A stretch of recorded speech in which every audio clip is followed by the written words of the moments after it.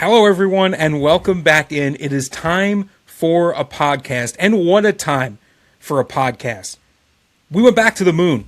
As we're recording this podcast, the astronauts, 3 from NASA, 1 for the Canadian Space Administration, just completed their flyby of the moon in the Artemis II rocket. 50 years since the first shot at the moon. We're going back for round 2, okay? It may have taken a while. It didn't take as long as it took for us to get this podcast back together. We know it has been a while, but we're ready to rock. We're ready to roll, and I've got 2 guys that are always rocking and always rolling. The first one, he started off this podcast by looks-maxing. He's been mewing this whole time. Some say he's the ultimate frame mogger. It's Dan K. Dan, welcome to the show. My chin's already sore, Lucas. I'm already struggling to say words because I've been mewing for so long during that intro. Number one, as a man who got a tummy ache the last time he was on the teacups, praise be to those folks up in the space right now. Okay, that's crazy. Those guys are circling around the moon.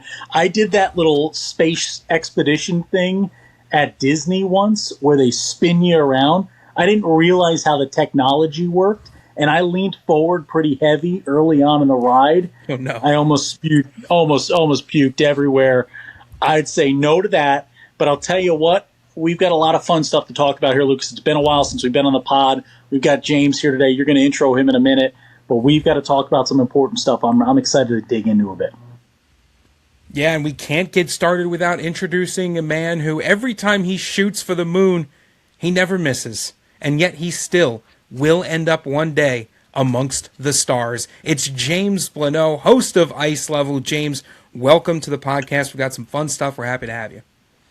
Yeah, it's always good to be back. Just finished up recording my Frozen 4 preview almost 24 hours ago. We started recording that, so it's good to be back on the grind. And sometimes it takes the kids to bring the parents back together, I guess. So here we are, all 3 of us. Absolutely. Well, we've got to sharpen our skills a little bit. Dan and I are going to be headed up to the Northeast to do some EHL semifinal and championship hockey the next 2 weekends. We'll be working with the EHL. First, we'll be at Babson. Second, we will be in Rhode Island for those championship games. Both of those going to be a fun one. That season ending up at Providence. So we need to shake the rust off a little bit, and let's do that with talking about some college hockey. There have been 2 kind of earth-shattering pieces of news, one at the college level, one at the junior level. We're going to talk about both of them today, but we're going to start with Mercyhurst. The huge news that Mercyhurst is going to drop their Division I men's hockey program. They're continuing the Division I women's program and the men's club hockey team, but that D1 program going away. James, you are our NCAA D1 correspondent, all things D1 hockey. I mean, talk us through the story and kick us off here. Yeah, I mean, when you think of Mercyhurst hockey, you think of Rick Gotkin. They've only ever had one coach since the program started back in the 80s. Started in D3 in 1988, went to D1 in 1999. They've only ever had him, and while they haven't had, insane success like some of the other programs out there that started around that time, not to toot my alma mater here, but certain programs that started in that era were able to build up over the years. Mercyhurst just hasn't been able to find sustained success, especially in this portal and NIL era. And, all of a sudden, 100 years of the university means no more years of Division I men's hockey. The team had a succession plan in place before this season. Rick Gotkin was going to hand off the reins to his assistant coach to keep the program going, and they sort of just pulled the plug on it, it's not even like it was on life support. It was just straight up gun to the head, of mice and men style. The players found out probably around the same way that you all did, and it was really just a super raw ending, and there's a lot to talk about with that. Yeah, I mean, you look at everything from ESPN called them a struggling men's hockey program, right? Struggling in the NIL era a little bit, but certainly finding a lot of success in previous years in the NCAA tournament in 2001, 2003, and 2005. Dan, we've talked a lot on Hockey 101 about these programs, whether they are blue bloods or whether they're like Mercyhurst and someone you consider to be a strong program, a foundational program, right? Especially in the region. We talked about how even for these well-established programs, NIL kind of flips some things on its head. I want to get your reaction first to just the news of Mercyhurst closing their D1 program. Yeah, I mean, it's heartbreaking every time. As a hockey fan, as just a fan of athletics as a whole, right? I'm the kind of guy, and I think everyone in this chat right here and most people listening to a show like the Dan K Show are the same way. I'll turn on my TV, and if cricket's rolling on the screen, if it's a live game, I'll check it out for a few minutes, right? So as a lover of athletics as a whole and just understanding what they did for me and what collegiate participation did for me, and what it continues to do for me in life, whether it's friendships that have been everlasting or personal growth from the wins and losses of the game to anything else in between, the connections to our old schools, to our alma maters, as James called it, as he's actively still attending his school over there. You're an active I student. finished my bachelor's degree already, so. All right, it's still active, but you know what? He's above active right now. Be careful. You get too far into schooling, they start asking you for money. You're welcome, Albertus. But we look at it here. But we look at it here with Mercyhurst, Lucas. It's a situation. James put it well, right? Of mice and men style. Like it comes out of nowhere, and it seems to be the new way that programs are operating in the athletic space. They're not conversations. These aren't debates. These aren't waged over time. There's not, hey, let's put together a marching plan of marching orders on how to save it. It's let's cut the fat and ask the questions later. And I just think there's a lot missed in this situation in terms of the handling of it, in terms of the information making its way down to these athletes, to the coaching staff. That's disappointing to see. And I don't think this isn't the first. And it isn't the last. And I think we're going to see more of this in this game. I mean, you see an interview 2 nights ago when they're talking during March Madness coverage about what a 5-star athlete looks like in college basketball coming into next season. And the low mark is $5 million. $5 million to play collegiate basketball. The problem that we run into in this business model is it's not a business model. And there's 2 roads we can go down.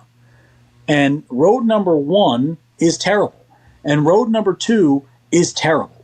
Okay? Road number 1 is terrible for academics. Road number 1 is we privatize collegiate athletics, which is going to kill off the Mercyhurst that aren't gone already in a second the moment we do that, right? Privatize it. Why? Because the only way to support the game right now is massive amounts of money inundating schools to pay players. You are not seeing a return on that investment. Larry Ellison's not making money not making money back from what he invests in Michigan football. Nike's not making money back on what they invest in Oregon sports, right? This money's going away, it's staying away. When do those people, those billionaires, those millionaires decide, I don't want to give money without the seen money in return. I need to earn money to continue to spend it. That's road number 1, we privatize. Road number 2 is the money just goes away. They can't privatize it. It's collegiate athletics, and the NIL money goes away. But now you're looking at athletic departments.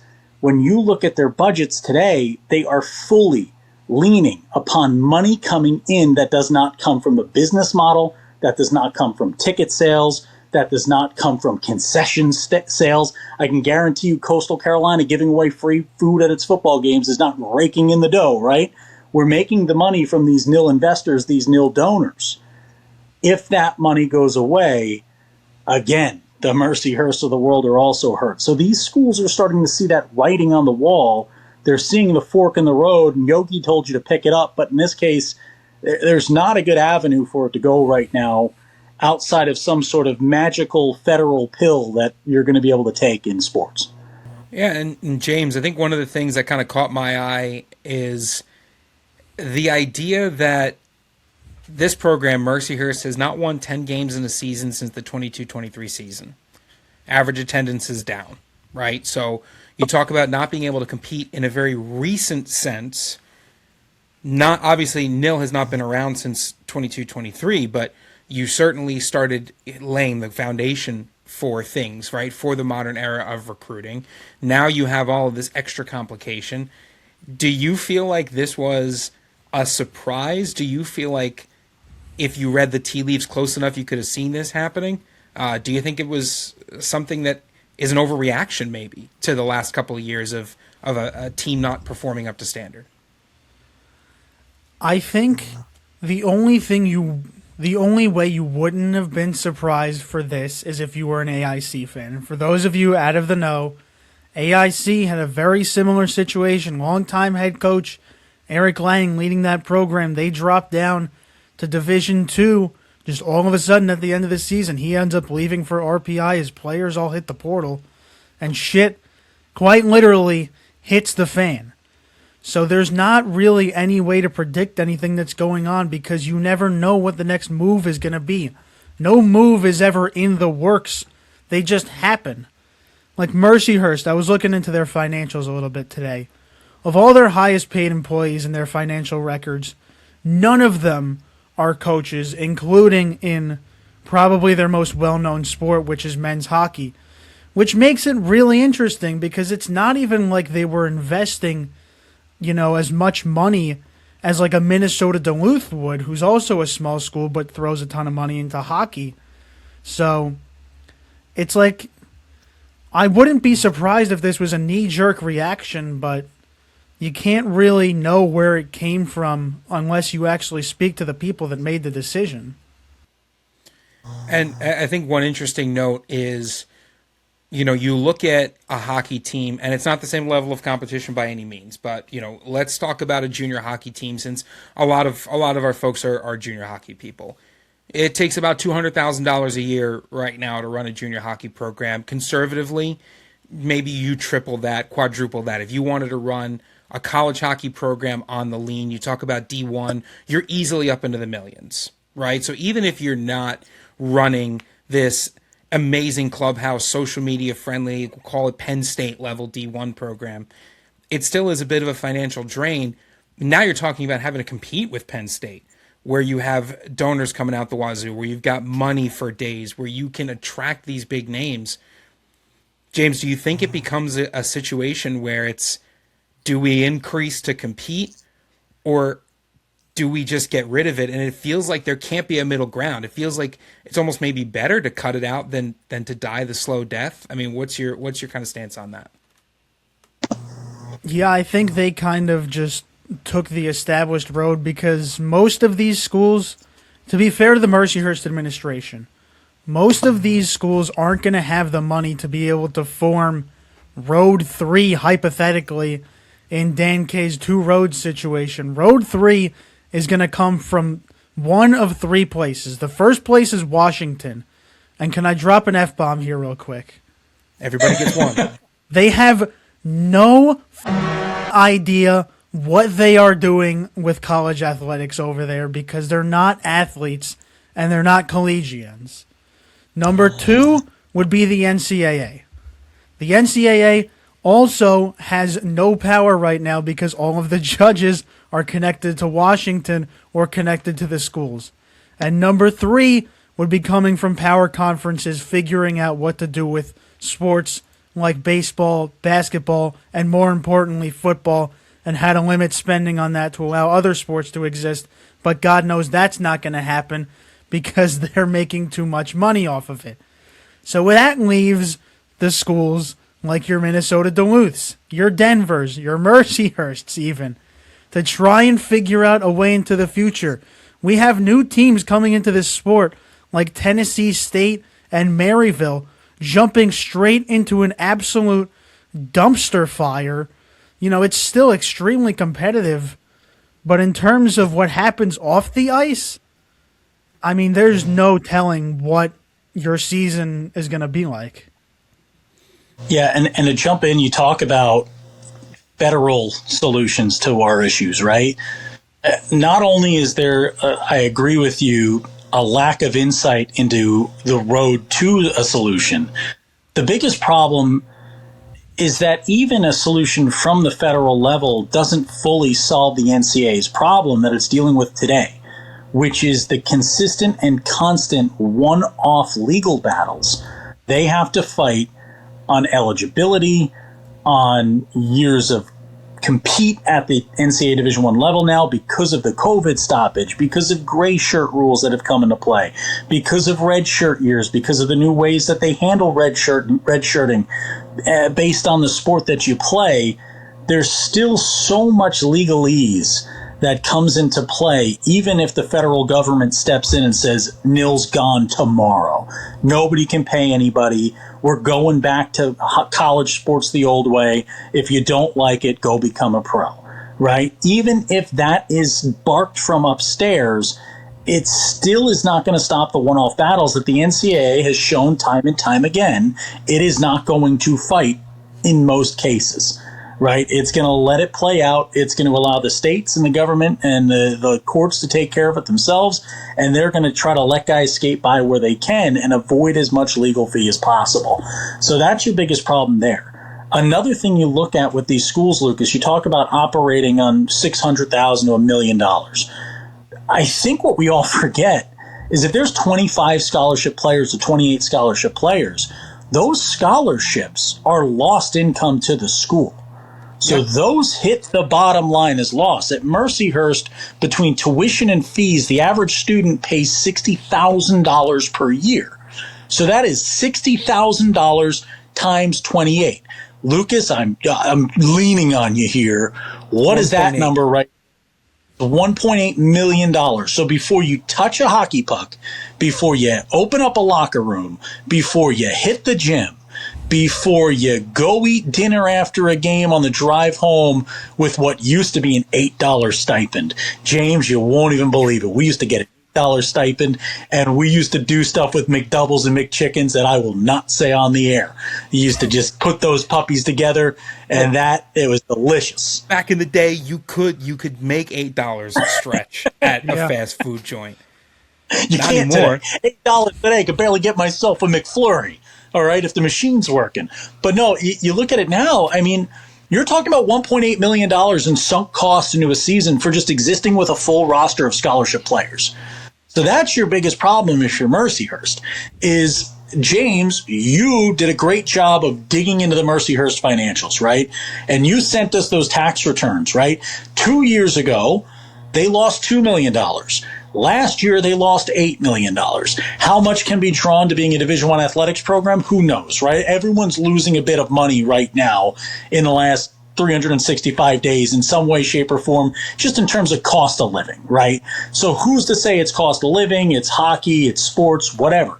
But that's $8 million they lost. So now you're asking them to run a program that takes $1.8 million that goes towards the good and say, well, just throw that out the door.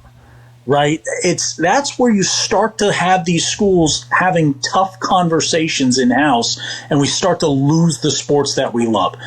We've got to find a way. There is not a knight in shining armor coming in to save the day here. This is a grassroots campaign. This has to start with the supporters, the hockey fanatics like ourselves, the players, the parents, and it has to start on a school level. The schools have to start to take control, and the bigger schools, to protect this sport and protect participation, have to start to figure out a way to bring everybody to the table and make this sport work for everybody. Can I also say, I want to call out John Buchagras right now, because Buchagras said that hockey should break away from the NCAA. For one thing, like for football, they have the money to do that. Hockey has just gotten its championship on not ABC, on ESPN, like one, like the main ESPN channel. For as long as I can remember, it would be on ESPN 2. We have regional games on streaming services, and we have a landscape where you have to buy like 6 TV subscriptions to watch all the games in a weekend. Do you think that these schools have the power to band together and give the proverbial middle finger to an NCAA that can't even do enough to support itself? Can I put this out there? And this is for everybody listening in right now. Whenever you hear somebody, in the case of collegiate athletics, junior hockey, any of these worlds, say what Butchergross said, which is privatize it. It's its own thing. Let's operate as our own world. There is somebody with 20 times more money than that man puppeteering him from inside the backside. That's what's happening, okay? That is money at play that wants control of that asset, that thinks they can do more with it than is already being done. We've seen that fail across the board at lower levels than college hockey. We saw what money could do to destroy operations around this country before. That's what they want to do in collegiate athletics. The same talk has gone on for football for years. Since I was in school, since I was getting my grad degree, working in the sports world back in New Haven, Connecticut, just a stone's thrown away from where you are right now, James, I was hearing the same conversations about a super football league. The SEC, the ACC, the Pac-12 at the time, it existed, right? Stanford used to not play home baseball games against Clemson in conference play. You had all those leagues, the Big Ten, they were going to branch off. It was going to be a 60-team football league. Everyone else was going to go away. Who cares about them? It hasn't happened for 12 years. The reason why it's a lot harder to do that than you think, and like you said, James, where's the money coming from? Right? Not only is where is it coming from, but where is it going? It's the old Cotton Eye Joe argument, right? The money can come from somewhere. We can get that money. But is it going to distribute to the players anymore when that money comes in? Is it going to distribute to the coaches the same way it does when that money comes in? Or is that money that creates that one-off, that creates that new hockey, or creates that new football, is it going to want that money back and a little bit more on top? That's what happens. It hurts the consumer. TV deals, trying to find games, all that fun stuff, paying for it. And it hurts the players. And it hurts the game. That's it. Yeah, I think it's so ironic that we go to sports as this grand escape from reality. And if you just take a look in a mirror, you can see exactly what's going on in sports as what's going on in the rest of the world. You see mom and pop diners shutting down across America so they can open up more Burger Kings and McDonald's. It's the same thing in hockey. You see the Mercyhursts shutting down. You see the AICs jumping down a division so they can bring in more people to watch Penn State and ESPN's God-beloved Gavin McKenna, who they won't shut up about even though he's not even in the Frozen Four or the Hobie Baker conversation anymore. First of all, James, I think you've been hanging out with Dan too much. You're starting to get props on the show now. Look, he's ringing the bell, and he's bringing the great facts, okay? And listen, I do want to make a note because there are some folks, and we can talk about whatever we want to talk about now. We'll get into a separate segment as we branch out of this and into our next topic.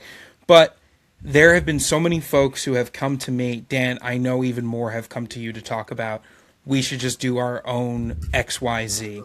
We should just get someone with money to come in and back us. The thing I think that people forget about, if you have something, a business, and it gets bought out by something else, right? In this case, when you say privatization, it is going to be equity that is private. There's a name for that, right? Dan, I know you love private equity so much. I know we've talked about that a couple of different times now, just over and over. You won't stop talking about how great it is. But it could it could do a lot. It could do a lot of good. But here's what it does do. One thing you can't argue. It takes a cut. That's the whole point. You give money, you get money. So if you have a program that is operating at break even, literally dollar for dollar, and then you get privatized, you are now operating at a loss unless you increase revenue, because the private money takes its cut. The private money always takes its cut. When you look at the Red Lobster thing, everybody thought they were bankrupted by Endless Shrimp. No, they were not.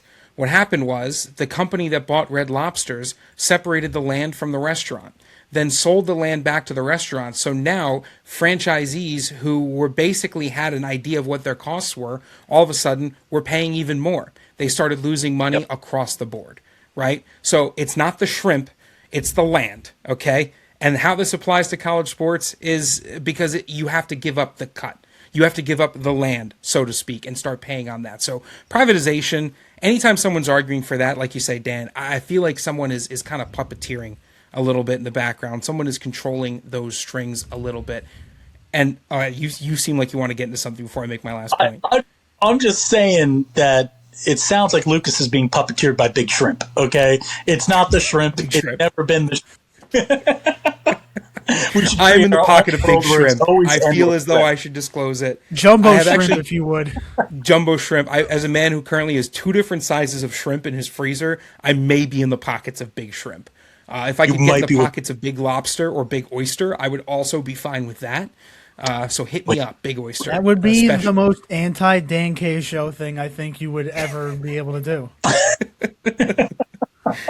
You'll know when I get bought out by Big Oyster because I will be just guzzling them on the podcast every chance I get. It's going to change from Rutgers to Rockefeller. Well, and it's funny you bring up Rutgers here. It was a little bit of oyster pun. But the reason I wore this hat is because I knew we were going to talk about money.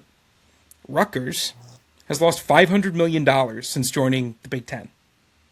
Rutgers is a state school. It's a public institution.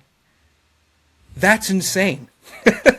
That's an insane amount of money to spend on athletics. And it does feel like we naturally get to a point in the conversation where, and this will be opened up to you guys, is do we have to start looking at athletics less as a driver of profit and more as a service, like the post office? Post office isn't designed to make money. It's literally a service. Whatever it costs, and it handles the last mile. Every house in America can get mail delivered to it because of the post office. That's its only job.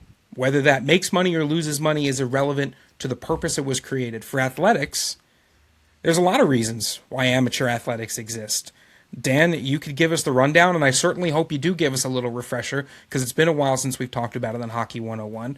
But is it time to start thinking of athletics, even at the D1 level, as a service rather than a driver of profit? Does that help or hurt? Dan, I want to start with you because I hope you'll give us a short refresher on amateur athletics. Well, again, the biggest thing that you start with is it's always been a service until recent years. I feel like people have this odd thought process in their head that something's changed drastically in the money being made by collegiate athletics. And we joke about me being in school, getting my grad degree a decade ago, right? But a decade ago in college sports administration, that was my degree, my grad degree, okay? When I was going through handbooks and all that fun stuff, we went through the financials of every D1 athletic department. 6 athletic departments turned any sort of profit. 6 athletic departments. Every other athletic department was losing money. That was 8 years before NIL was talked about, right? That was back when if Reggie Bush got a little bit of money from a car dealer, he lost his Heisman. Or if you traded a tattoo for some golden pants you won beating Michigan and you were Terrell Pryor, you missed a whole season of college football. Okay, that was the world we lived in then, and 6 athletic departments turned a profit. So, like, this isn't new, okay? Sports have always, at the collegiate level, been a service. And part of that service to the athlete was the scholarship at the Division I level. You were performing well enough in your sport that you earned the right to go get an academic degree and not pay like every other student who walked onto that campus. And every other student who walked onto that campus was in charge of putting you through school and making that program a winner or a loser.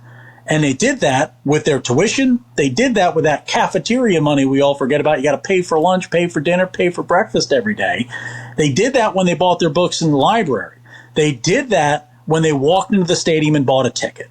Okay, and they continue to do it when they graduate and they donate to that institution. So it's always been a service. It's always been powered by everyone who doesn't put on a uniform.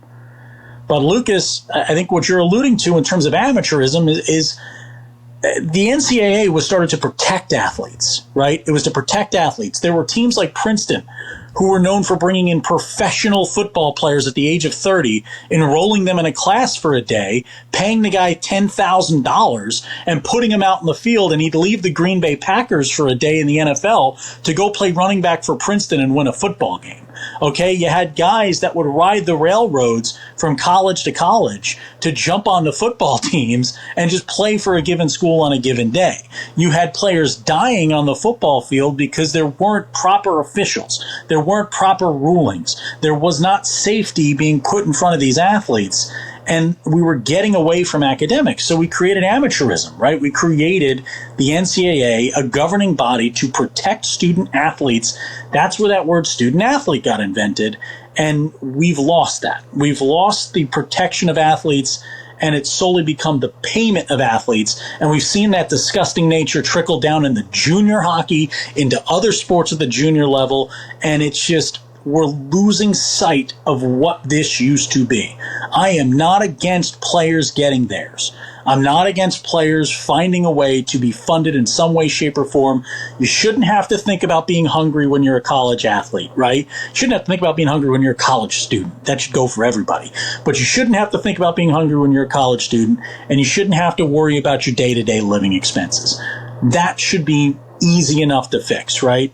But the world of $5 million for a 5-star who's going to jump to 5 different schools over 5 different years, never play professional sports, and hopefully learn how to take care of their money amongst all that, I just don't see, like, I get financially how it benefits a kid.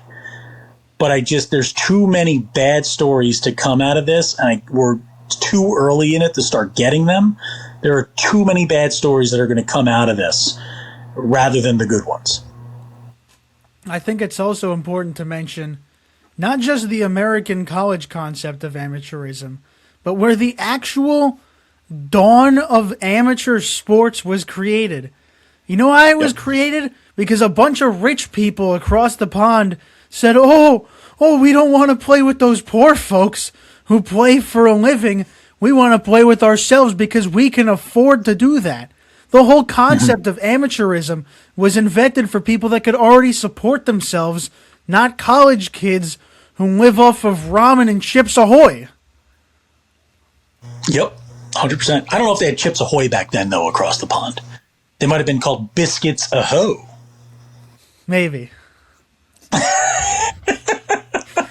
I will, ignoring that, I will say, Dan, I always love when you bring up that story about Princeton. I'm not biased against Princeton in any way, but it's a classic Princeton move.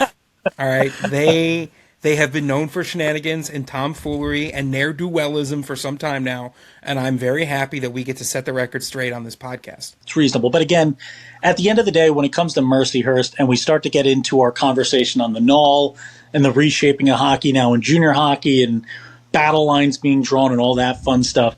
At the end of the day, it's not good for the game to lose any participation, right? I have been on the side of growth in every sport ever because, you create the playing opportunities and the water's got to rise to fill, right? It puts pressure on the guys at the younger levels to develop more players, to make them love the game, to drive them into that next level of play. And the same thing at the collegiate level. The more Division I opportunities there are, the better chance there is for a kid to go play. There is no Division I sport with as much participation as hockey, with as little opportunity as hockey at the D1 level, and now there's less of it. And every time that happens, it's bad for our game.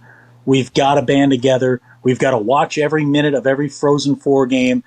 James, you talk about we got to find those regional games. We have to put eyes on screens. We have to support the game of hockey at the grassroots level, so that people around this world start to see that there's money to be made in this sport, not just off the kids that we want to gouge for pricing, getting them involved in the rinks around this country, especially in the Northeast.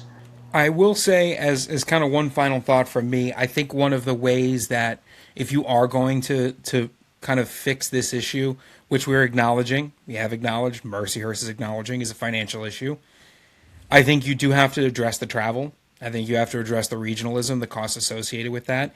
Gas in New Jersey at my favorite gas station that always has the lowest prices around just broke $4.19 today. So you start looking at that when it comes to buses and having to bus different places, having to fly teams because teams are so far apart. I think if the NCAA knows what's good for itself, it'll start to address some issues with regionalization that will inherently bring the costs down, but I don't know if the NCAA can do anything about the costs relating to some of the extravagant locker rooms and different types of facilities that we have. And when I mention amateurism, I think I do bring up a little bit of that, where you start seeing these locker rooms that look like professional locker rooms with massage chairs for every player and, different things that I'm not talking about the whirlpools, the ice tanks, the rehab facilities, the training facilities, right? Those are things that are important to that when we talk about protecting players, the health of the players.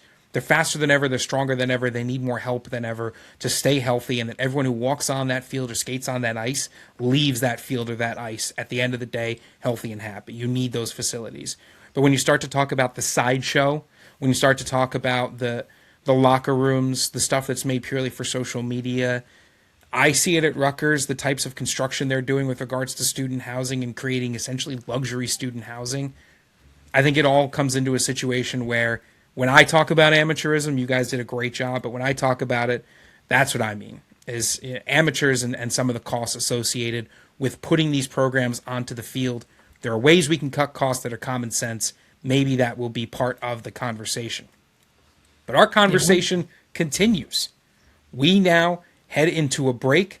Then we'll get into some news out of junior hockey. But first, we'd like to introduce a new segment on the show.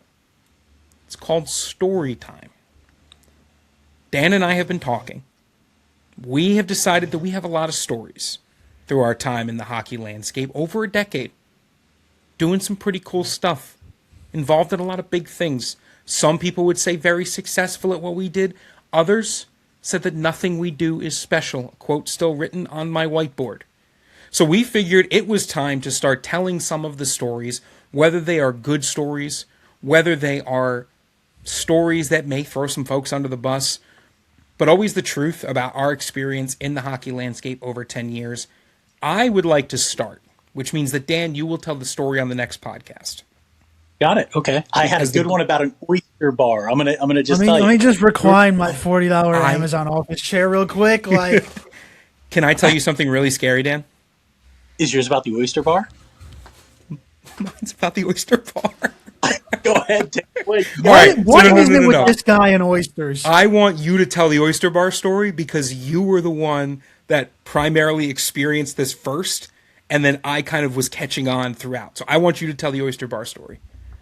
So we're talking about the same oyster bar in Estero, Florida. How many correct? oyster bars? Yeah, how many oyster bars have we been to? I think it's just the one.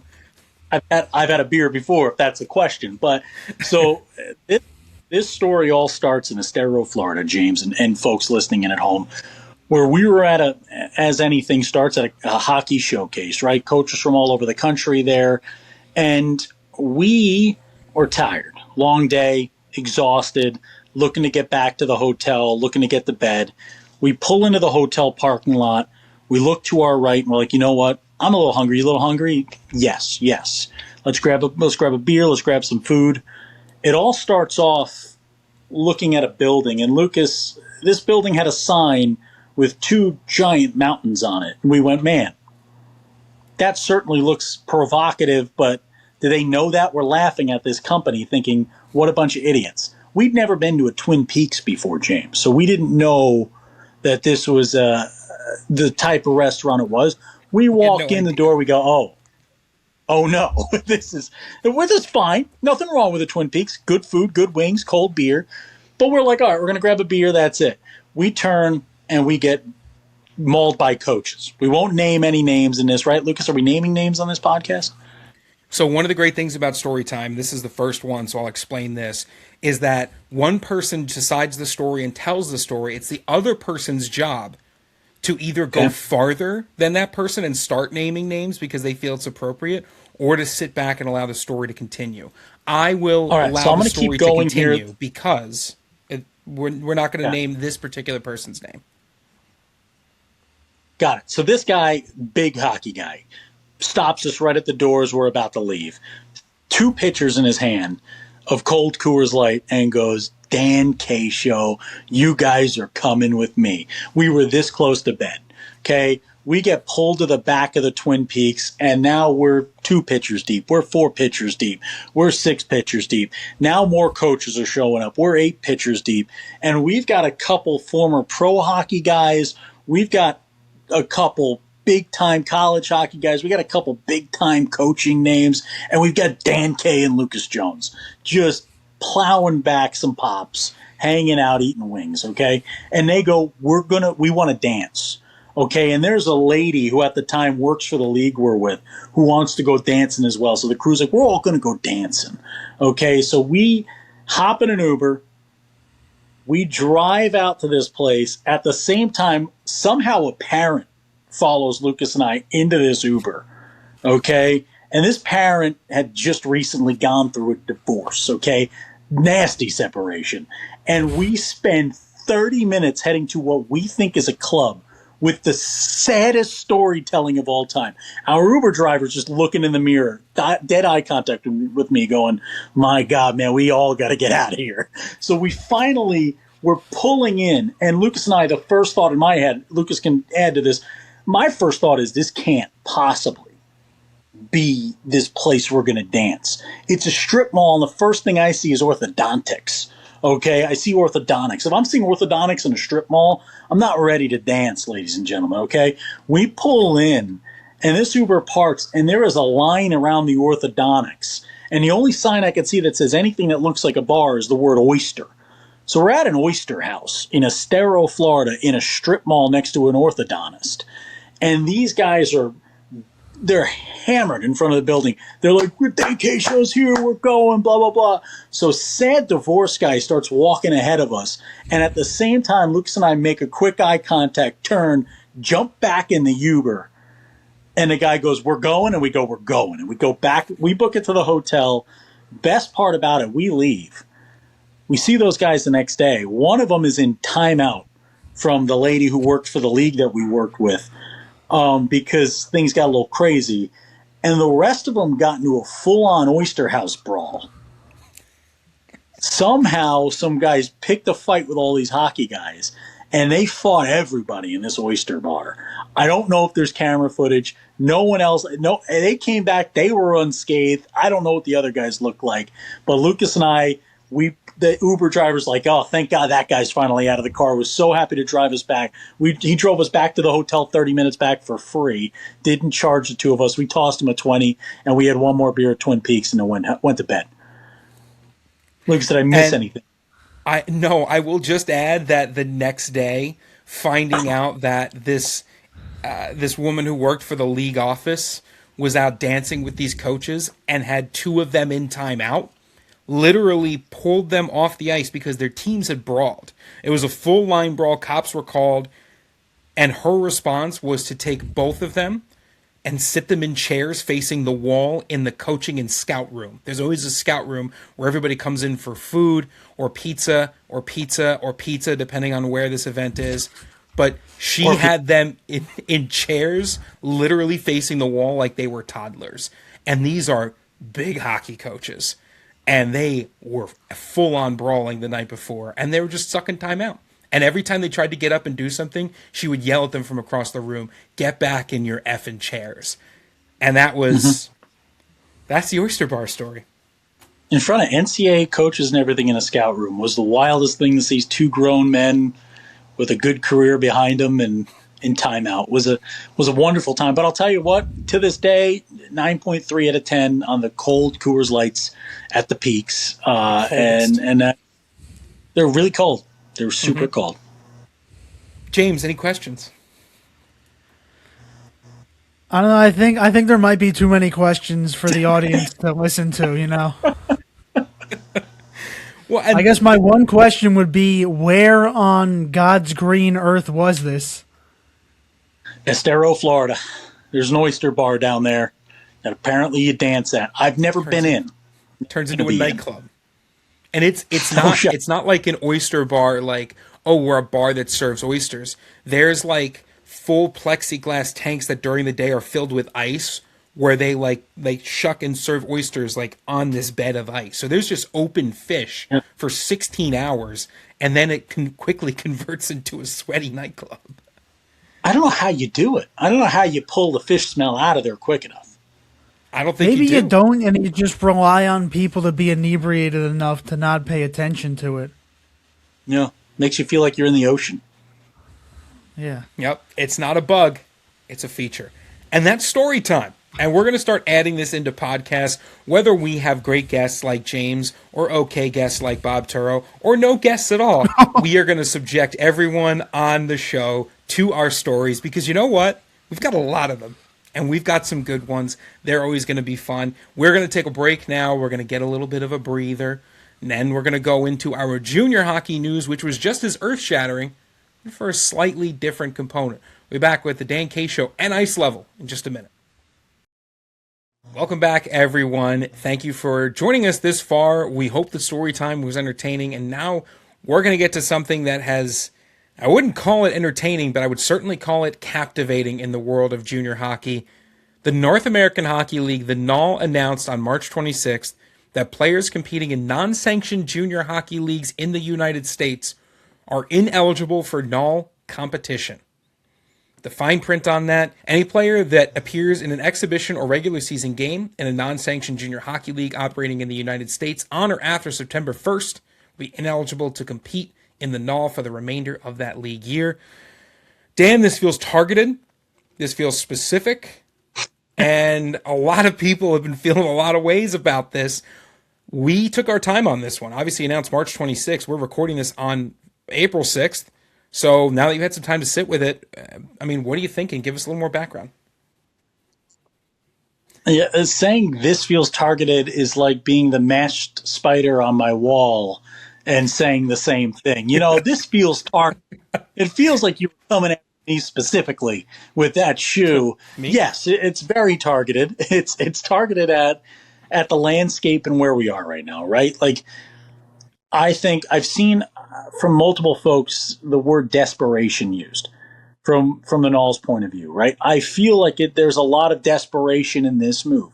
Whenever you start closing up pipelines, whenever you start disallowing anybody from joining your product, the goal is not to keep them from your product. The goal is to get them into your product and not let them leave your product, right? That's the goal, unless you're really bad at business. So that's the idea. The idea is you're trying to, A, drive more people into the NA3, a level of hockey that for years has been known for not really feeding the next level of its own product as much as it feeds the next level of maybe an NCDC or the EHL or others in those non-sanctioned categories, right? So you're trying to keep those players from doing such. On the other side of things, you look at what the NAHL's dealing with. You've got two leagues that now consider themselves Tier 2. Both leagues charge players in some way, shape, or form. Maybe not for every team in those leagues, but my argument is always, if you're free to play and your neighbor in the same league, in the same governing body, charges their players, you guys can trade together, right? Free to play can trade with that pay to play.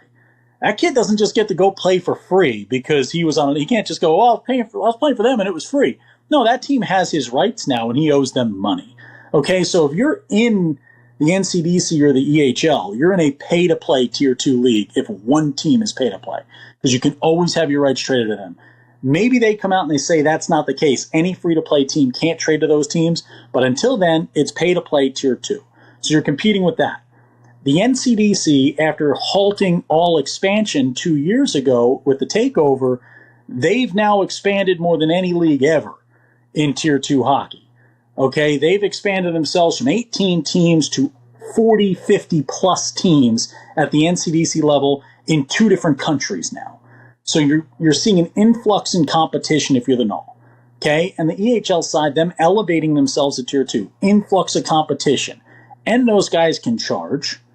Okay, and now there's NIL being paid in the NCDC. As a voter for the NCDC NIL, for the USPHL Premier NIL, I vote for them. I take it that they've talked to the NCAA Eligibility Center, that they've gone through the old school clearinghouse it was called. Now it's the NCAA Eligibility Center. I'm sure they've talked to them. Those guys are all NCAA Division III eligible for sure. I'm sure they've gone through that. That's why I vote on it. So you're competing with nil. You're competing with pay to play. You're competing with free to play. You're competing with 40 to 70 more teams in Tier 2 hockey. You're trying to set yourself apart. We are in a battleground world now where this is just going to continue to go back and forth. What it's going to really do, again, is hurt the consumer. It's going to hurt the athlete. It's going to hurt the player. Why? Now I've got to wait. If I have any want or thought of playing for the NAHL, which a lot of guys do, right? It's the second highest league in the U.S. behind the USHL. It's the USHL and the NAHL. If I want to play in the NAHL, which every single kid should want to do, I've got to drag out my decision-making till September 1 now. That's going to make life hard on teams that are really biting the bullet on money right now and need to get an influx of money in the summer, which most organizations need, unless you're operating at a loss and you don't care, which some owners do. And it puts an onus on coaches who are bonused and paid off of the players they bring in to really fight to get these kids in. So it's a whole new world. It's a whole new space. And right now it's a battle.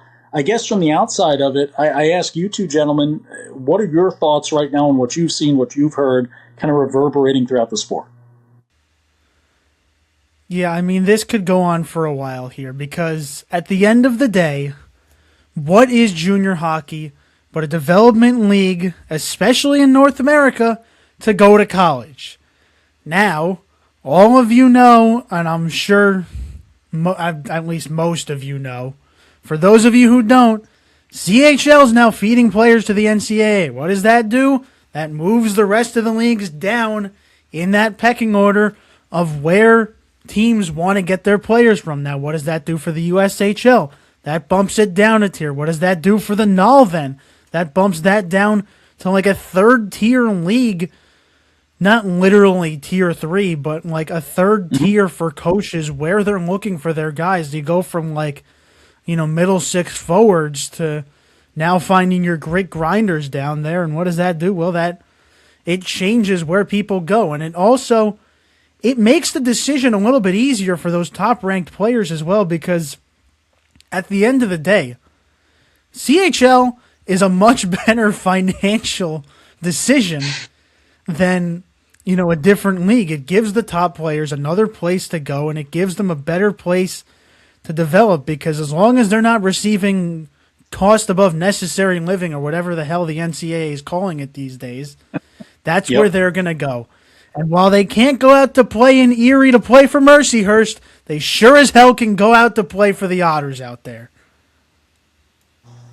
Yeah, I mean, I think for me, it's kind of twofold, at least my initial thoughts on it. Number one, I recently attended a national tournament, and a lot of the coaches there had the same kind of refrain that they told me about. And it was, this is really going to hurt us because a lot of our marketing is about sending players to the NAHL, is about developing players, having them spend a year with us and moving on. And I looked at them and I said, that's the point.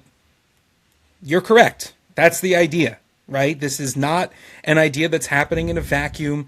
This isn't something that's been cooked up by some shareholder meeting. This is a hockey decision. They're betting on their brand. They're betting that their brand is stronger than yours. They're betting that their brand is better than a lot of other brands in the same market space, right? The USHL sits above, Tier 3 sits below, and then there is a battle at the Tier 2, as Dan has said, Tier 2.5 level in North America. So yeah, they're making a calculated decision. They don't want you to be able to recruit to your program based off of them. That's the easiest decision of all time, right? Now you have to survive on your own merit. Where have you sent players, if not to the NAHL, right? And a lot of the commitments that come in ACHA D1, some D3, which is great. I'm not going to knock those levels of play because it's about whatever level the player can succeed the best in. I don't care whether a player goes to whatever level, as long as they're happy and they're playing hockey. That's the point. And I think the second thing is this. As much as I let a few coaches have it at this national tournament and did not hold back because I don't have to, I think for the NAHL, this feels like something that should have happened in 2016 when the NCDC went Tier 2 unsanctioned, pulled out of USA Hockey because USA Hockey denied their admittance to sanctioned Tier 2 hockey. So the NCDC said, well, we'll just do it ourselves. This was a 2016-2017 move. Kill it immediately. Kill it before it had a chance to build itself up. Now, it does feel like desperation. It feels like one last lob of the grenade over the wall to stop the enemy at the gates. Where, Dan, you make the great point of, because you didn't kill it organizationally when it started, now all you're doing is hurting players. You've also got a number of coaches who have said to me, again privately, I won't out anybody here unless you tell me that I can, that they've already had players whose agents called them within hours of this happening and saying, hey, we're on hold for next year. We're not quite sure what's going to happen. We have to explore some other options, as you both said. Now you're pushing this decision as close to September 1 as you can. I'm trying to decide as a player, if I'm a bubble player, am I going to get on the NAHL team? And the NAHL has every incentive to push back their camps as far as possible. They did it last year, right? They pushed their camps back all the way to the deadline because what they don't want is they don't want other leagues feeding off their cuts. For years, Dan, we heard the phrase, oh, wait for the NAHL cuts, wait for the NAHL cuts, wait for the NAHL cuts. Well, now you're waiting until the deadline. So I think I'm still up in the air. I feel like it's a long time coming for the NAHL to create some protectionism. It's something they should have done earlier, but I think one thing we all agree on, it hurts the players the most, as does most decisions based around things other than giving players opportunity. James, you said it best. Junior hockey's a development league. Got development leagues fighting over player rights right now. So it doesn't help the player. I've heard from many it's a business and its only job is to make money. I've heard that. I've not heard the word development a lot from the new folks that are players in this game. I've heard it's a business and it's about your money as a parent listening in right now or a player listening in right now and taking your money in. Well, guess what? Like, the market starts to respond to whatever you throw at it, right? To whatever changes come into play. And the game keeps getting more expensive and the game keeps getting more exclusive, but not in the good way. It's not exclusive in the sense of, oh, here's the great things you're getting. You're getting less. It's just harder to get it. You're getting less. It's just more expensive to get it. You're getting less. You just also have to pay $500 to watch it. You're getting less, but if you bring your camera in the building, we'll take you out. Everything's coming down in this game across the board. And now you're getting less from a league that's the second best league in this country. Right now, you're going to get penalized if you take the best route for your development, which is maybe you're a kid in Foxborough, and the best place to be is the South Shore Kings, an organization that wins 40 games a year in the NCDC with an incredible coach in Tyler Holsky. And that guy's going to develop the heck out of you in a gym that Gronkowski's going to work out in, and Drake May's going to work out in. And you're going to get to work out next to professional athletes down the road from Gillette Stadium. And then you can take the leap to the NAHL instead of going out and playing in Oshkosh. Sorry to the folks in Wisconsin. I picked Oshkosh because there's not an actual team there. And playing at an NA3 team just because you don't want to lose eligibility. And maybe that's not the leaping, the jumping stone, the jumping off point to get your game better to where you need to be. So if the NAHL's going to make the product better, if the NA3 is going to become a better product than what it has been, then this is a great opportunity where the exclusivity matches the uptick in the product offered. But I have a feeling from what I've seen in this game time and time again is that exclusivity is going to bring with it nothing more than a bigger paycheck. And I worry for the players. The more confusing it gets, the more the vultures in the world of advising and agencies come in and make money off of people who don't know any better, to help fill rosters for friends and buddies who have no interest in that letter D word development that does not exist at all in our game right now.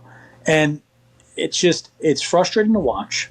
And the biggest thing is these wars, Lucas, it didn't happen in 2016 because it wasn't as contentious, because new players are in the world making bigger waves than ever. and having their feet in every single state, in every single place, having their hand in all the pies, right? They're eating everybody's pie. Dan K, Easter Sunday, ate 5 slices of pie. That's why pie is on the brain right now. I still have a stomach ache, guys. But they're trying to have their hands in everything, and it's starting to create this more, this more visceral world, this more bigger reaction, these explosions throughout the game, and the need for this fight. I don't see how this benefits them all in the NA3. I've heard from folks that they think this is a bit of a bluff and they'll back off on it as they get halfway through the season, and there'll be a line in the year where they can go get guys. We'll see if that happens. But Lucas, the same conversations you had. I've had huge names in advising, huge names in agencies, guys that have heard me talk crud on advising in agencies before say to me off the record things about this, right, where they're going to hold on to their guys as long as they can because they're not doing the ones that care are not doing their due diligence if they don't give every last ounce of time to a NAHL opportunity before they go elsewhere, to whether it's the EHL, the NCDC, the USPHL Premier, the EHL Premier, or Canada, to the BCHL, to the CCHL, to the KIJHL, right, like any of those leagues up north. It's just, we're going to see how this plays out. It's going to be another headache for players and families to navigate in an off season. And if you're the NAHL, elevate the NA3 product, and this makes a ton of sense. Start elevating players up from the NA3 more than you have in the past, and this makes a lot of sense. They did an incredible job this past year finding D1 opportunities in Alaska, finding D1 opportunities in military academies, finding D1 opportunities in Atlantic hockey. The NAHL has done an incredible job. I would say maybe the best job in the U.S. at navigating the Division I ripples for what they have in their hands and what they're working with. But this is just, it's one that, again, the desperation doesn't match the success of this past year. Let me just start by saying, you said this thing started in 2016. I was in middle school in 2016. I am now pursuing a graduate degree in sports journalism and media. So that ought to give you a little bit of perspective. And I also do, I use this degree for a reason. I was digging for the money earlier, and I want to shout out a few of my professors on here for helping me with a few of these concepts over the years. Molly Anthony, Rich Hanley, and David Duffy. Especially David Duffy. Last semester, we talked a lot about the NCAA. His class was in the past and future of college sports. And I want to bring up, you guys know what it is, my favorite concept in all of hockey, expansion. Yay, expansion. Wow, there's so many opportunities. Well, look at how many hockey markets there are that people could play in. Newsflash, even the established hockey markets are failing. So follow the money at this point.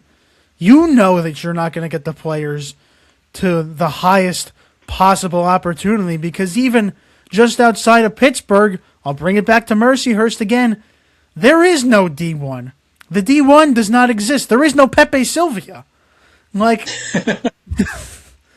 there are no growing opportunities for a growing junior hockey landscape that's just trying to eat itself while it tries to expand and get players to a static battleground of 68 Division I schools, at the highest mark to try and up their reputation and just make a couple more bucks and get those parents to squeeze out some more money because guess what? There's more scholarships now. There aren't that many scholarships. I don't know how to do math very quickly because I'm a journalism major, but you take, say, 68 teams and a 26-player roster cap. Let's say every single team, I doubt every single team does use all 26 scholarships. I'm sure there's a few that don't. But with the roster caps changing, with the scholarship limit changing from 18 scholarships to a 26-man roster cap, which we've already seen issues with, that's not a ton of scholarships in the grand scheme of things compared to 128 FBS football teams or like 305 Division I basketball teams. There isn't even as expansive of an infrastructure relative to the sports in terms of junior that there is in hockey because there's just so much demand from the parents, from the players, and from the organizations. And it all comes back to good old George Washington on the front of a dollar bill. It's upside down. Sad. Our first president, upside down. Upside down. Terrified. The man's never He been is upside terrified down. because you know what? The value of his face has gone down more than ever. Yeah. I was going to say I don't even have $1. It's That's tied up in wild. assets right now. It's Look, kind of crazy. Go. You've go heard that break it before, down, right, Dan? Carl. I can't pay you. I don't have any money. It's tied up in assets. I just can't get it liquid right now. How do three men in their that 30s not have didn't- $800 between them? Well, the economy is in shambles. This economy's in shambles, guys. The But NASDAQ, the Dow Jones. here's what I want to point out. I think what this landscape takes, and I'll start with USA Hockey, is looking at the game differently. I think we cannot just continue to operate status quo and as a country here in the U.S. compete with what Canada has to offer in the CHL.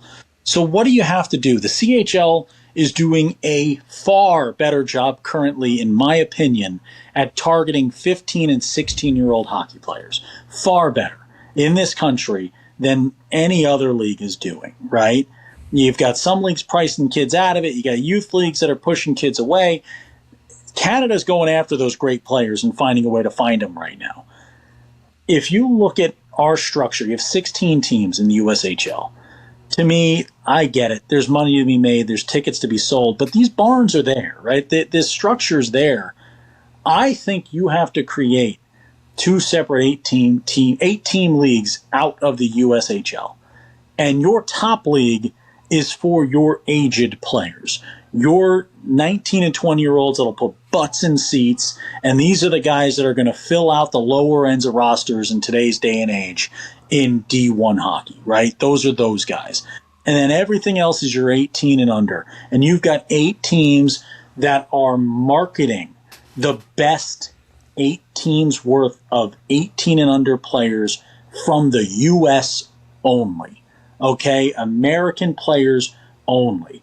And you put a marketing arm behind it, and you talk about nil at the next level, that opportunity's still there. There's money to be made. But what's happening at the nil level right now in hockey? Not much, okay? If you're not Gavin McKenna, you're not driving home with a Mercedes or a Lamborghini after practice. You're still kind of just a regular hockey player. You're a regular college athlete as a college hockey player in today's day and age. The nil money's not making it there. But if you could set up a mechanism, I still don't believe you can fully just pay nil to players before they get to college. I'll put that out there. But if you can set up the mechanism where they are being marketed day in and day out to then be pumped up to that USHL level, if they haven't already punched their ticket to college, that's how you start to keep kids around. It's an 8-team league and an 8-team league. You got your USHL Development League and you have your USHL, okay? And that's the future of the top. The NAHL then takes on that structure as well, okay? You've got 24 teams in the NAHL. You've got 24 teams in the NA3, and then you create another level of 18 and under in the NAHL. That's how you start to push out the rest of it if you really wanted to, and you create something that USA Hockey has complete control over with enough opportunity to take those players and give them all a place to play. That's the goal of the future. And the same thing goes for, I would have gone the exact opposite way of the NCDC if I was the commissioner of that league, right? If I was running that league, I would have taken the product and made it more unique and more elite than ever. I'd go back to the 8-team, the 10-team structure it had when I started in the league over a decade ago and keep it in 8 to 10 teams, and you could have gone 6 on the East, 6 on the West, make it 12. And that's your top league. And then everyone else is tier 3. But everyone's got their way to try to cut it right now. The battlegrounds are getting deeper and deeper. The cuts are getting deeper and deeper every day. Right now, I don't think any side is exactly where I'd like to see them as a fan of the sport and, most importantly, as a fan of American hockey. Yeah, can I use a quick example real quick? Yeah. So, here at Quinnipiac, we got somebody who's kind of in that profile of player that you've been talking about, Dan. His name is Ethan Wittenbach. Now, you've probably heard of him because he was in the Hobie Top 10 conversation. You know, he's a Flames draft pick. He was a little short on his side coming into the draft, but now all of a sudden he's proving, hey, you know, at 5'10", which isn't even that small for an NHL forward, you know, he's got the skills to make it to that next level. He's coming back to Quinnipiac at the end of this year. I also want to shout out that he's from the town next to me in Roslyn, New York, which is pretty cool. Not exactly known for hockey players, but pretty cool. But, you know, for someone like him to be playing in the USHL, it's not a big audience. You know, he played in Sioux Falls, South Dakota, which none of you probably know where that is unless you're a junior hockey fan or you're a college hockey fan and you've watched the regionals that have come out there. Now, I know it's not that easy to market the players outside of that, but creating a separate division and creating better competition within players in his age range, like Dan Kay said, he came out of the USHL pretty early. He had this season at about, 18 years old in his freshman season. That doesn't happen as often in today's, especially American, junior hockey landscape. I think if you create that kind of thing that's better for, a developing player where he can learn his skills a little bit better there as opposed to having to compete with 19, 20, maybe even a early 21-year-old in the USHL, make it a little more competitive, make it a little more of a driving force for the players and the coaches and for maybe even the people out in those remote towns to come and support their team. Yeah, and you've got the NDL, right? Like, folks are going to hear me say the USHL development and be like, well, they're making the NDL, they're launching that, it's coming up. They've already created that. But again, it's steps. There's levels to this, as one might say, right? There's a different level between the NDL and Quad A hockey, Lucas, as we like to joke about, and AAA hockey, and taking a leap to something that's a structured environment in a USHL barn with a USHL schedule with 7 road trips in the year instead of just traveling the tournaments and playing 50-minute games and 60-minute games and 30-minute games and playing 3 games in a day or 2 games in a day and stay-in plays and all that fun stuff you deal with at the youth level, and having more of a structured pro model, which is what we see overseas in Europe. It's what we see in the world of soccer, right? Or football, as we say. I've got a rackets pro at my country club. Bobby Gillespie would say it's football, Dan, okay? He's more of a rugby fan, though. But you look at that football structure, that soccer structure, those guys are 10, 11, 12 years old playing academy football, okay? Playing like they're a professional, traveling. Everton's academies, playing Liverpool's academy. Those guys are rivals when they're 12 years old, and if they go all the way through the ranks and become a professional player, then they have a structure of development that gets them used to what they're going to see. So again, difference between the NDL, the USHL, creating a developmental model, 8 teams and 8 teams, where you elevate. And heck, like if you want to alternate those teams, the ages work for you. The 19 and 20 league, those 8 teams, they can be 19 and 20 for 2 years. And then they drop back down and the other 8 teams come up. And you can alternate those if you're worried about ticket sales, if you're worried about people aren't going to be as excited about an 18 and under league as they're going to be about 19 and 20. There's so many ways to solve it. There's so many ways to cut it. And again, at the end of the day, we have to start changing the way we look at this game as the game continues to change all around us. Well, I think one thing that is interesting about the NAHL is it is not exempted from the expansion discussion. You both have talked about that. You've got teams, and we talked in the D1 part of this episode about how there are 6 teams that have joined, and now you're losing teams, right? So when you talk about losing teams as a function of the teams that have joined, it starts to become an interesting conversation. Minnesota Mallards, 2024. Watertown Shamrocks, 2024. Elmira Aviators, 2024. New Hampshire Mountain Kings, a team that left the NCDC to go to the NAHL, 2023. Rochester Junior Americans, 2023. Anchorage Wolverines, 2021. So, and then the Oklahoma Warriors in 2020. Some of those are franchise relocations, but relocation in of itself does tell a story. Then you look at teams that are having issues. The Nordiques, they got sold halfway through a 5-year lease, unpaid debts in just a year and a half of ownership, causing issues with the sale of the rink, eventually result in the ownership group that buys the rink, moves a team, that becomes the Lewiston Maniacs, now an NCDC program. The Minnesota Mallards, whatever the intentions were in founding that program, I think their missteps have become very well documented at this point. So you're looking at two teams in a league that I would say before 2022 felt very unassailable, felt very untouchable, like they could do no wrong. The majority of these teams still operating very well. But if we're going to talk about two teams in the NCAA being a bit of a canary in a coal mine, I think you start to talk about teams like the Nordiques and the Mallards in the same breath, where expansion becomes the issue. Expansion is not the problem. Expansion is the symptom. It is thinking that you need more to be competitive when in reality you do need less, Dan. You need to stand out. You need to be the exempted one, right? You need to be some organization, some team, even inside of a league that may not be special. You need to find a way to make your product a little bit different, to advertise yourself. Now for these NCDC teams, as of right now you can't advertise yourself as a feeder for the NAHL, for Tier 2, right? That will certainly hurt some programs. I will say this in terms of betting on itself.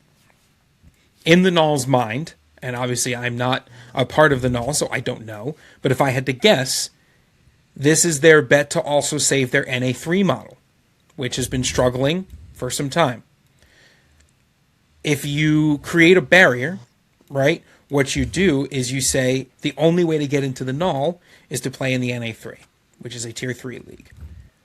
Teams of varying quality, right, varying standards, just like every Tier 3 league. The USPHL is the same. You've got great operators that are well-known, and you've got bad operators, also well-known, right?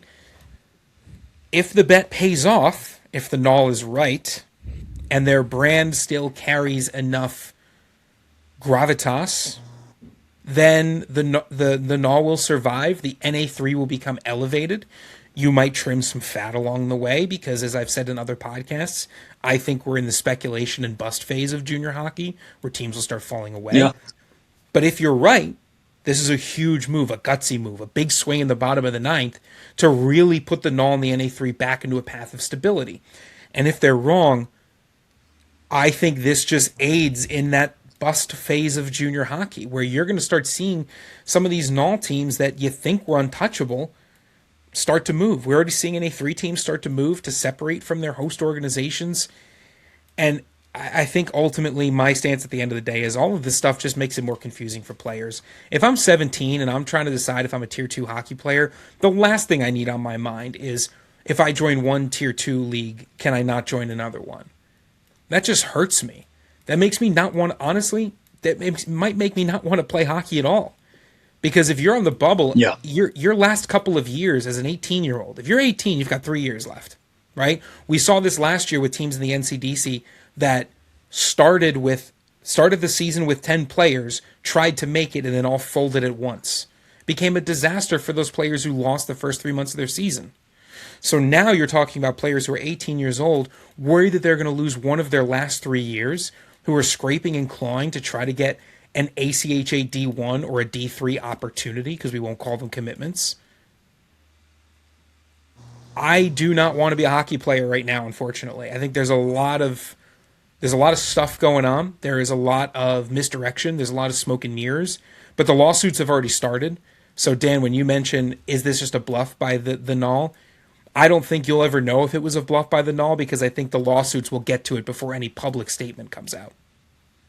I also want to say, as the person who was most recently 18 out of the three of us, these kids don't want to make a big decision. They want to get over it, and they want to play, and they want to have a good time, and they want to just figure out what they're going to do for the next few years.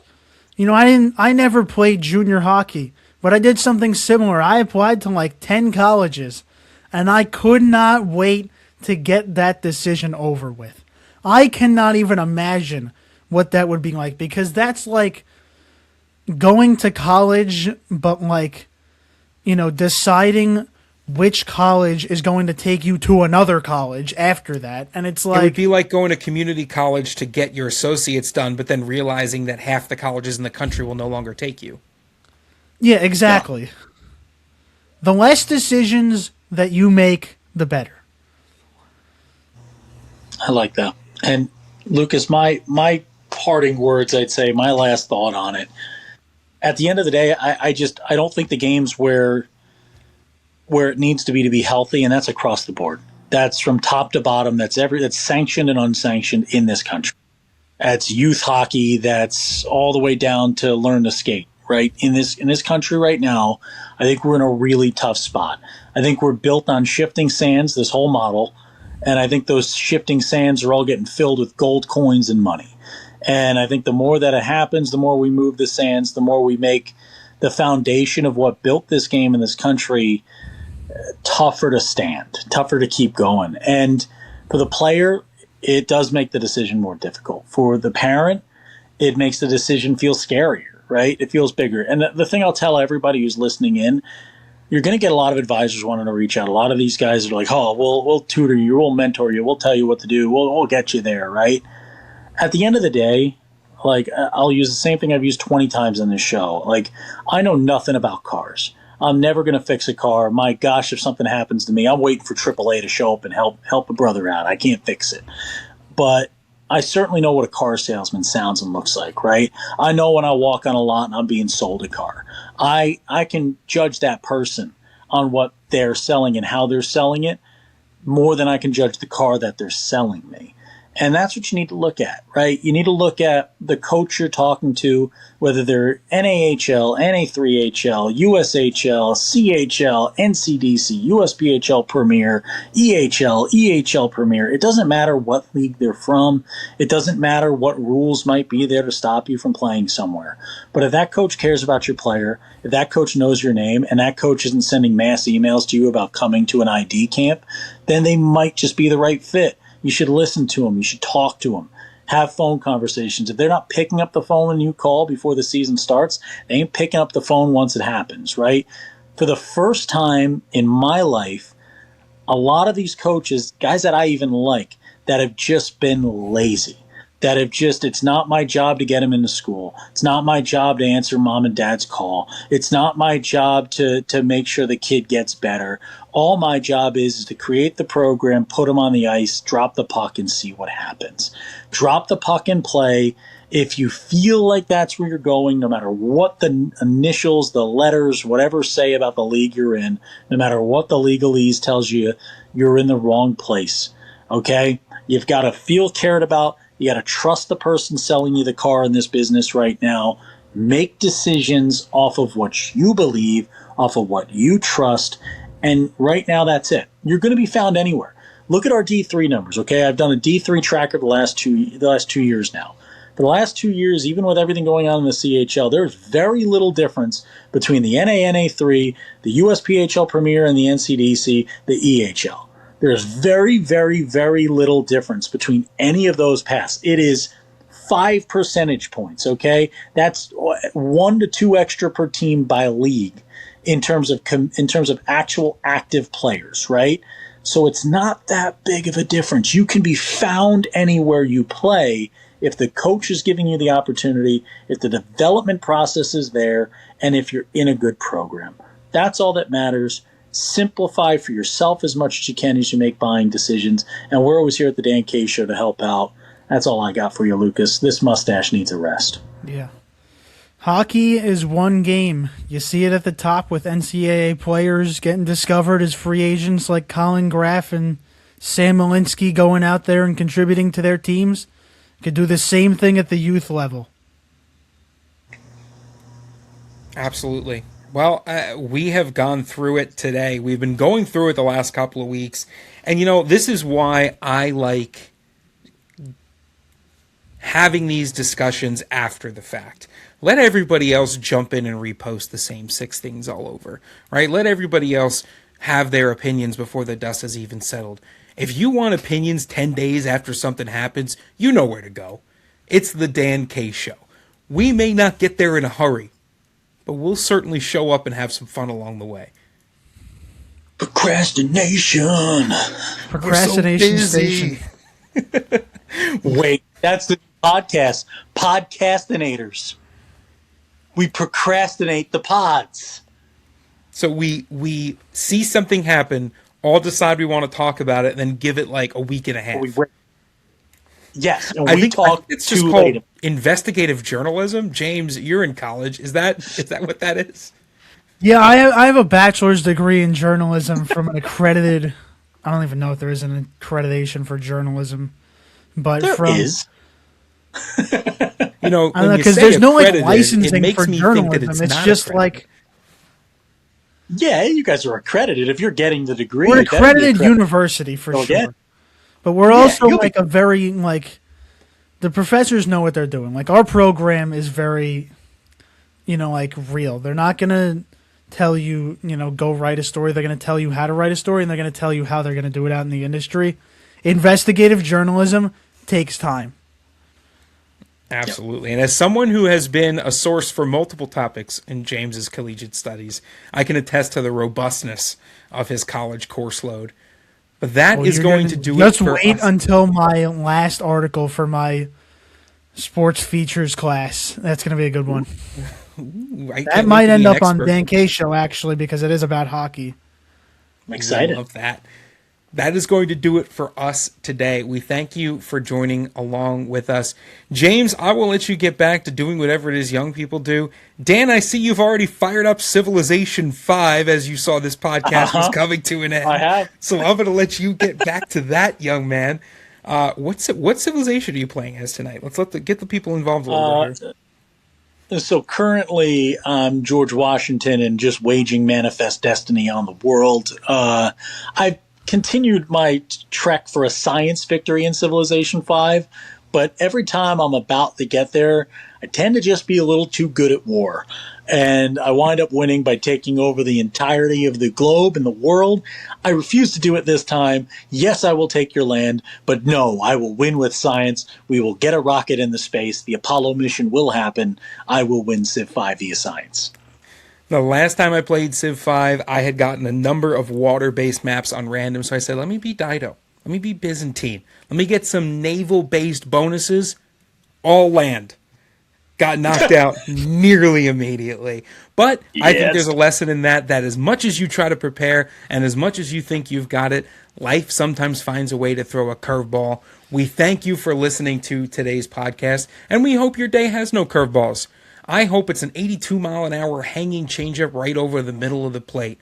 Stay tuned at @Dan K Show for news, updates all year long. We thank James from Ice Level jumping in with us today. We are going to post all of his social media information along with these podcasts. And if you're not following him right now, first of all, how dare you? Second of all, go follow him right now.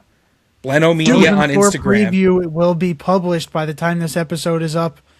And there you go. Keep your eyes peeled for that national championship recap as well on, hold on, let me look at my calendar.